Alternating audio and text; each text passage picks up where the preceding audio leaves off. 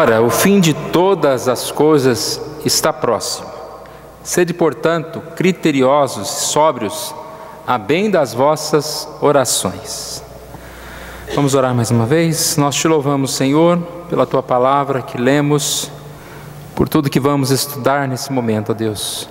Que o Senhor Deus esteja nos abençoando e nos conduzindo, ó Pai, às verdades que nós aprendemos na Tua palavra, Deus. Que essas sejam as coisas que venham nos influenciar, ó Deus, no dia a dia. E nós te pedimos que o Senhor nos ajude, nos ensine a orar, ó Deus. Oramos em nome de Jesus. Amém. Quero falar com os irmãos sobre a necessidade da oração. Precisamos de orações vivas e vidas de oração. A oração é para a alma o que a respiração é para o corpo. Nós vamos falar um pouquinho sobre isso. O quanto nós realmente estamos conscientizados da necessidade de orar. Hoje cedo nós falamos um pouquinho sobre rocha alta. Leva-me para a rocha que é alta demais para mim. E nós tentamos um pouquinho falar sobre essa confiança em Deus. Salmo 61, parte do versículo 2, traz essa frase que eu creio que muitos de nós já falamos, né? Talvez não com essas mesmas palavras, mas depois que nós lemos, essa é uma frase que fica na nossa mente. Pedir, ó Deus, leva-me para a rocha que é alta demais. Essa oração nós podemos fazer diante dos problemas, diante das situações que nós enfrentamos. E também num reconhecimento de quão somos pequenos, devemos fazer em todo o tempo. Porque nós sabemos que nós não somos grandes, né? Suficiente para nada, para enfrentar nada. Todas as coisas nós precisamos do Senhor. E nós queremos então, nesta manhã falamos sobre essa questão de fazer essa oração, é pedir que Deus mostre o caminho, confessar a nossa dependência, é reconhecer que nós muitas vezes somos pessoas que se encontram, né, como que num abismo, em um momento de necessidade, grande necessidade, chão que precisa ser levantado. Mas eu estava pensando um pouquinho mais sobre esse mesmo tema e veio à mente a necessidade da questão do exercício, do trabalho e principalmente no que se refere a respeito da oração. Porque não é simplesmente nós chegarmos a Deus e falarmos: Senhor, leva-me para a rocha mais alta. E aí o Senhor, de forma mágica, vai nos tirar de onde nós estamos e vai nos colocar lá na rocha alta. Eu sei, irmãos, que se Deus quiser, e Ele tem feito muitas vezes isso, nos livrado de alguns problemas, de algumas coisas, de forma instantânea, de um momento para o outro. Mas pedir, clamar a Deus que Ele leve-nos para uma rocha mais alta, muitas vezes é estar disposto a todo o trabalho, um trabalho longo.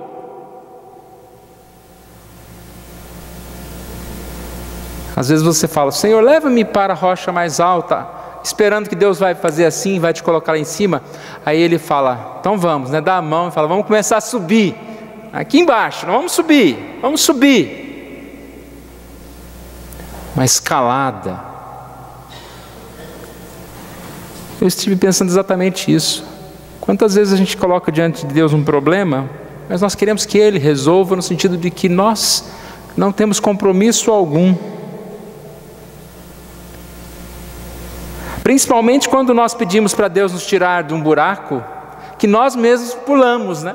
Nosso mesmo problema é o nosso próprio pecado, as nossas próprias faltas nos levaram para aquele lugar tão fundo. Aí você fica: Deus, me leve para a rocha mais alta. E eu fiquei pensando naquela brincadeira que todo mundo já fez com o bebê, ou não sei se a gente que faz com o bebê que faz com a gente, é você colocar uma coisa na mão dele, e ele joga no chão. Aí você vai lá e pega e dá na mão dele, e ele faz o quê? Ele joga no chão de novo. Deus não brinca conosco para agradar os nossos caprichos. Não é cair lá embaixo. Senhor, me coloca aqui em cima. Aí você está lá em cima, vou pular de novo, né? Quantas vezes o Senhor nos tira de problemas, de enfermidades, de dificuldades, de pecados, e você está lá em cima e de repente você simplesmente resolve pular de novo. Começa tudo de novo. Esqueceu de onde você veio, o que aconteceu com você. Por isso, muitas das situações é necessário esforço, trabalho, exercício. E o exercício do cristão é a Bíblia e a oração. Me veio à mente aquela figura, não sei quantos já viram uma charge, a pessoa levanta as mãos, ó Deus, fala comigo, aí cai uma Bíblia do céu, né? Pá, falo, estuda, leia. Ó Deus, fala comigo, ore, busque a Deus. Nós precisamos lembrar que somente através de exercícios nós vamos ficar mais fortes. Quem quer subir uma montanha precisa aprender sobre escalada, precisa de instrução, de instrutor, de amigos para subir junto. E não sobe a montanha mais alta da primeira vez, né? Vamos treinar com as montanhas menorzinhas. E assim vai aumentando, vai crescendo. Ninguém chega e fala, vou correr uma maratona de 42 quilômetros, mas quantos quilômetros você já correu? Eu nunca corri. Você não vai correr, você não vai conseguir. E nós precisamos entender isso. Você quer orar 1 hora? Você já ora 1 minuto? Então comece e exercite. Eu quero falar então um pouquinho sobre esses termos. A primeira questão foi uma questão que eu levantei na quarta-feira, na semana de oração. Jesus sabia que oraríamos. Uma passagem de Mateus, capítulo 6, versículos 5 em diante, lá fala, quando orardes, tu porém quando orardes, e aqui no versículo que está em destaque, no versículo 6, diz, mas tu quando orardes, entra no teu quarto, entra no teu aposento e fechada a porta, orarás, ou ora a teu pai. Então a questão aqui que eu quero levantar é, Jesus sabia que oraríamos. E eu tirei isso de um autor chamado William Teixeira. Ele diz o seguinte, aqui o Senhor não especulou a respeito da possibilidade dos seus seguidores orarem em secreto ou não. Ele diz, ou ele não diz, se talvez orares, se quiseres orar, se tiveres um tempo para orar. O Senhor diz, quando orares. E aí ele diz, a oração secreta é constante, e constante na vida dos verdadeiros seguidores de Cristo. Não é uma possibilidade, mas uma certeza. Jesus sabia que oraríamos. Quero dizer que nem sempre nós sabemos que devemos orar. Jesus sabia. Nós sabemos que nós devemos orar? Saber não é simplesmente sabe, mas não faz. Sabe aqui no sentido de que eu sei que eu tenho esse compromisso. Todo mundo acorda de manhã e sabe que tem que fazer certas coisas. Não sabe? Primeira coisa que tem que fazer é acordar. Ninguém fala, não, hoje eu não vou acordar. Você acorda. Todo mundo sabe que todo dia tem que se alimentar. Todo mundo sabe que todo dia tem que comer, tem que respirar, e assim por diante.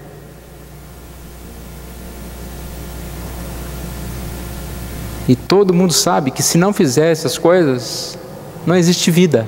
E aí é onde nós queremos chegar. Existe vida espiritual sem oração?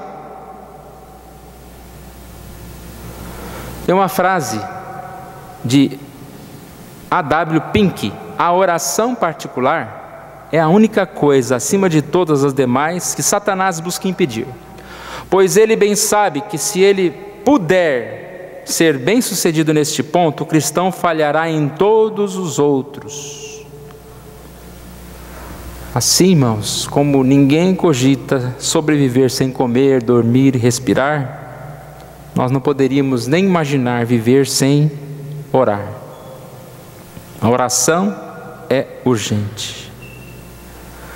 A oração é essencial. Tem mais uma frase aí que diz: precisamos de orações vivas, é a frase do início, e de vidas de oração. A oração é para a alma o que a respiração é para o corpo. Nós temos o corpo, mas nós temos o nosso espírito, nós temos a nossa alma, nós temos a parte espiritual.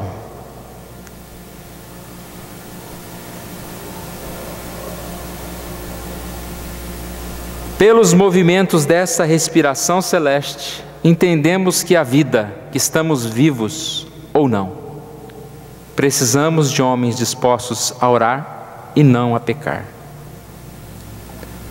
Mais uma pergunta: o que te faz sentir vivo?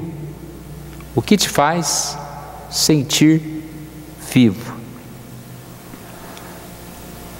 Eu vi uma reportagem essa semana, eu creio que muitos viram, que essas reportagens da TVT, elas repetem muitas vezes, e era uma entrevistada, uma reportagem sobre aviação, e a frase que ela me falou, eu fiquei guardada com aquela frase. Ela diz: voar me faz sentir viva.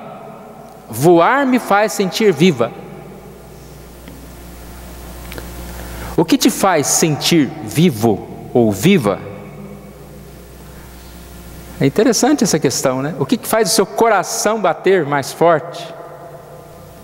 Existem muitas coisas, vamos dizer assim, sensacionais nessa vida. O que te faz sentir vivo? Pescar? Jogar futebol? Você sabe do que eu estou falando, não sabe? Tem coisas que a gente gosta mais, tem coisas que você se sente muito animado. Eu ia fazer uma brincadeira aqui, mas acho melhor não.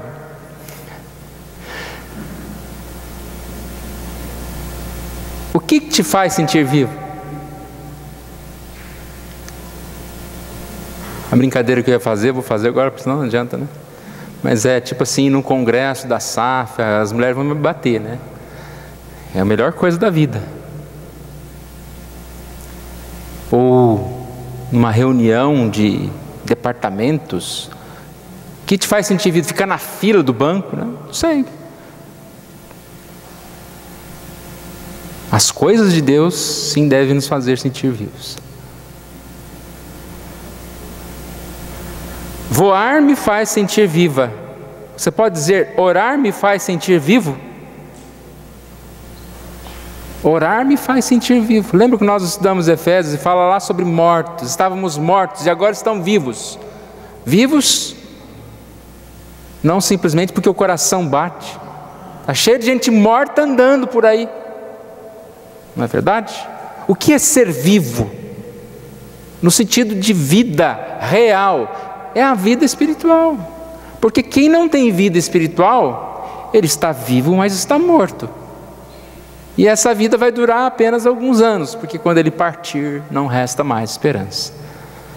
A oração nos faz sentir vivos. E essa oração, ela é acompanhada do estudo da palavra de Deus. Nós recebemos vida através da revelação, da palavra, do que nós aprendemos. Estudar a Bíblia nos faz sentir vivos. Conhecer a palavra nos faz sentir vivos. Mas essa leitura, ela não pode ser uma leitura de apenas entendimento. E para que ela não seja apenas entendimento, eu preciso orar. Uma frase de William Teixeira que diz: possuir um bom conhecimento de doutrina e teologia, sem um hábito de profunda oração é estar inchado e nada saber. Quantas pessoas podem ser chamadas, consideradas doutor em teologia, conhece muita coisa.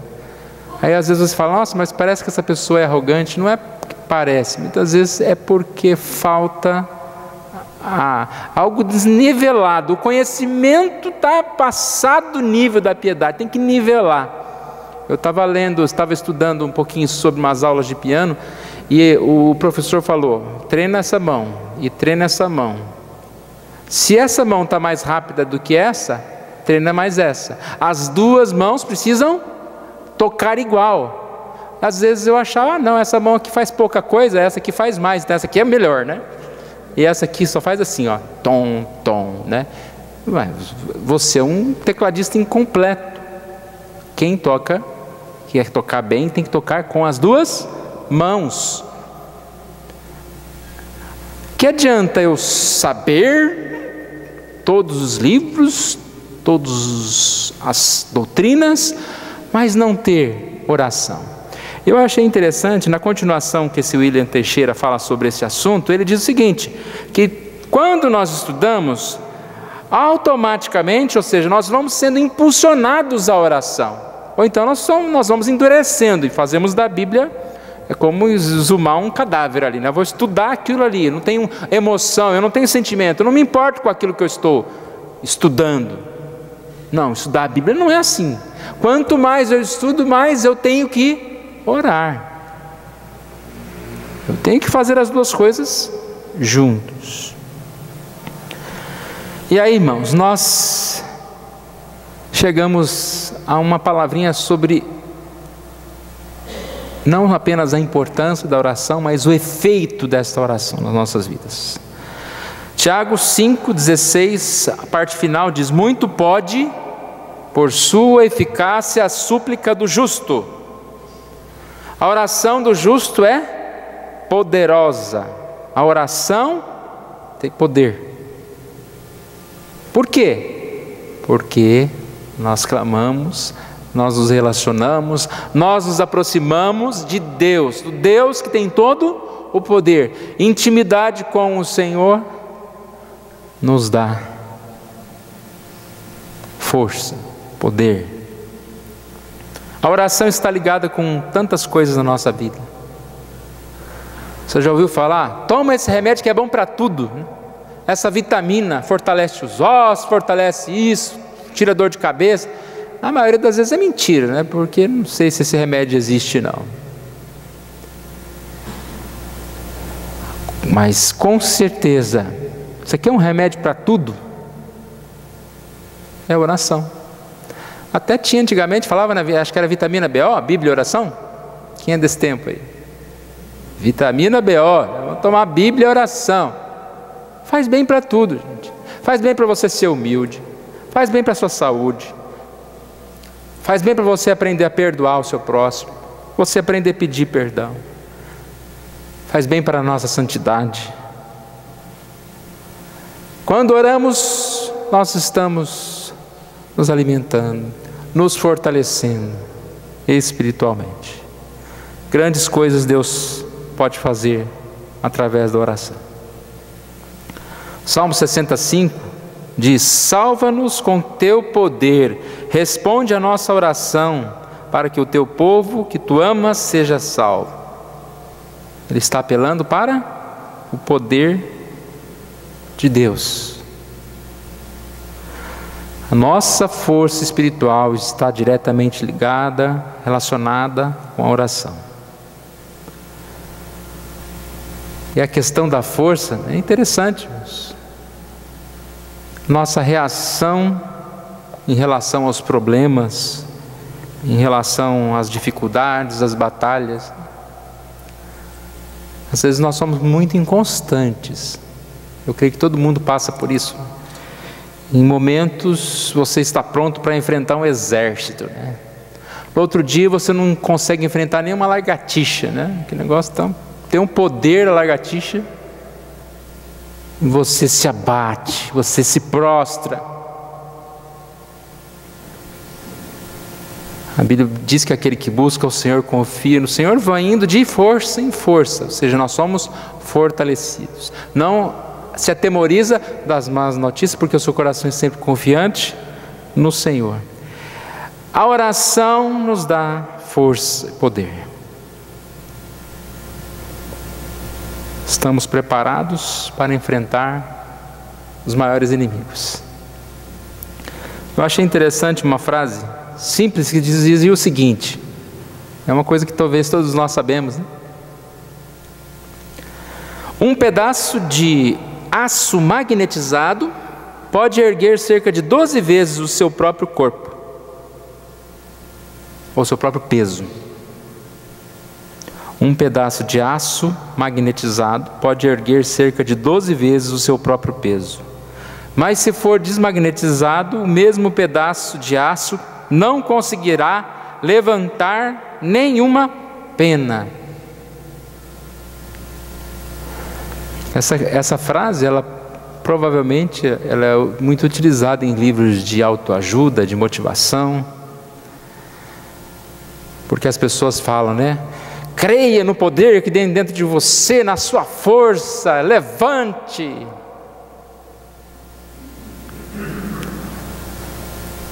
Mas você pode até levantar algumas coisas, mas é igual eu disse, daqui a pouco você já não perdeu todo, magnetiza, desmagnetiza, magnetiza, desmagnetiza. Nós somos fracos, e digo não só 12 vezes, mas se nós buscarmos a Deus em oração, nós podemos levantar milhares de vezes, né? As aflições, as batalhas, as coisas que chegam diante de nós, nós vamos superar. No lugar de tempestade em copo d'água, nós vamos vencer com serenidade os grandes furacões. No lugar de sofrer por qualquer coisa, nós vamos ser fortalecidos. A oração do justo é poderosa. Muito pode por sua eficácia a oração do justo.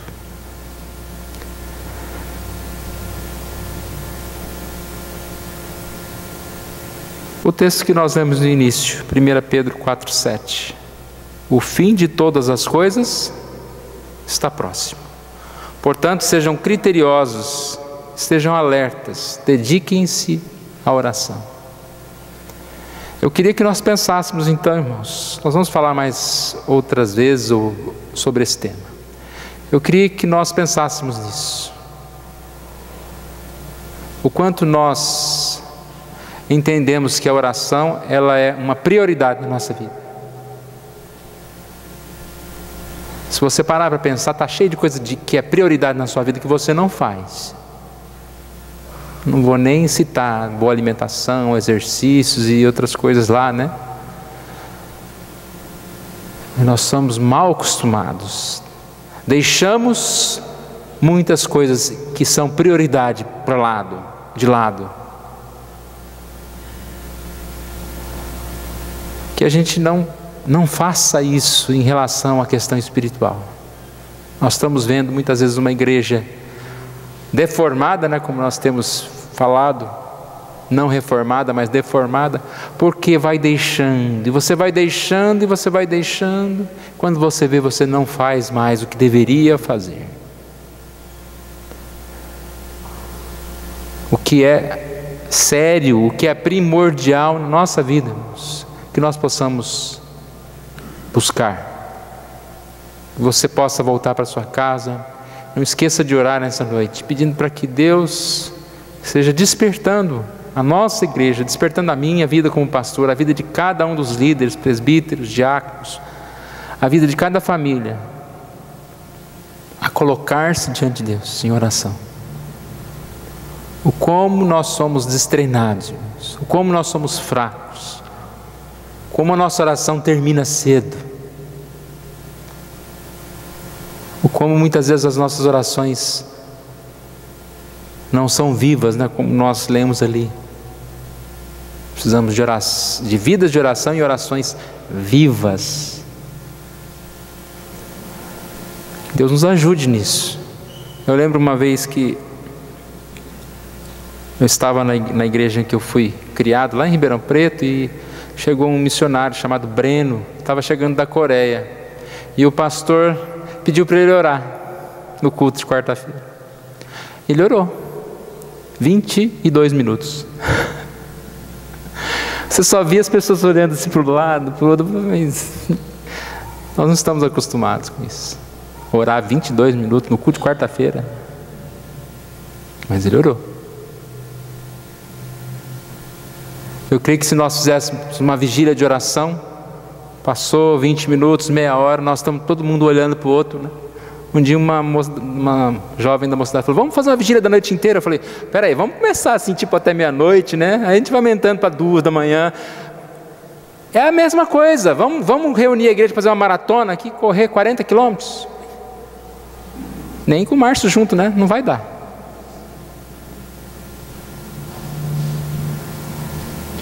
Deus nos desperte para isso. Como está a nossa respiração? Uma das coisas piores que eu acredito, não tenho conhecimentos de medicina, né? Mas uma das coisas piores que eu acredito que seja de debilidade humana, física, é ficar sem respirar, não é? Deve ser muito ruim. Só de pensar a gente é perdoar. Você já assistiu aqueles filmes? A pessoa está mergulhando, você fica sem respirar também junto? Sai logo desse fundo, desse mar aí, que não eu morro. Pense na sua vida espiritual dessa forma. O quanto nós estamos sem respirar. Que Deus nos abençoe. Vamos ficar em pé, irmãos? Deus querido, nós te louvamos, Senhor Deus, pela tua palavra, Deus. Ó Deus, não nos deixes falar sobre oração, não nos deixes ouvir mensagens sobre oração e não orar, ó Deus. Tenha misericórdia de nós. Estamos tão acostumados, ó Deus, a ouvir as coisas e relativizar e esquecer, ó Deus. Ó Pai amado, opera no nosso meio, ó Deus. Nós estamos falando este ano sobre buscar o reino do Senhor em primeiro lugar, ó Deus. E como buscaremos o teu reino, ó Deus, sem nos colocarmos em oração, ó Deus. Nos ajude, Senhor, ó Deus. Tenha misericórdia de nós e nos fortaleça, ó Pai. Faça de cada um de nós, ó Deus, um servo que deseja falar contigo, ó Deus. Que nós possamos despertar para esse ministério da oração, ó Deus. Ó Deus, o quanto é importante para nós, ó Deus. Quanto nós temos visto vidas atribuladas, ó Deus. Dificuldades, ó Deus, de fazer coisas talvez básicas. O quanto nós temos visto muitas vezes a vitória do pecado sobre a vida dos nossos irmãos, ó Deus. Ó Deus, tenha misericórdia de nós. Nossa vida precisa ser fortalecida, Deus. Senhor, abençoe, ó Deus, cada um. Deus. Abençoe os jovens que estão aqui. Abençoe os adolescentes, as crianças, ó Deus. Eu não sei, ó Deus, quem mais precisa, ó Deus, ser despertado para isso. Mas o Senhor, Deus, venha com o teu poder e toque, ó Deus, nas pessoas, ó Deus. Eu sei que são todos nós, mas principalmente naqueles que estão duros espiritualmente, estão mortos, ó Deus. Tenha misericórdia de nós. Nos ajude. Nós oramos em nome de Jesus. Amém.